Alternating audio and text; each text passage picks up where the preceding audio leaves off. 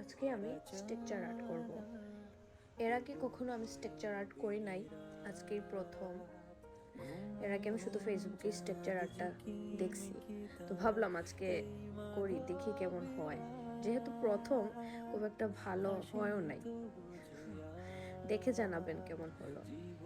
প্রথমে আমি পেন্সিল দিয়ে ড্র করে নিচ্ছি, যাতে আমার স্ট্রাকচার আর্টটা করতে সুবিধা হয়। তো আমি কয়েকটা প্রজাপতি ড্র করে নিলাম। তারপর মডেলিং পেজটা আমি একটা পাইপিং ব্যাগের ভিতর ভরে নিলাম। তো এখন আমি স্ট্রাকচার আর্টটা করে নিচ্ছি। একটা তুলি দিয়ে মডেলিং পেজটা ভিতরের দিকে একটু স্মাচ করে দিচ্ছি।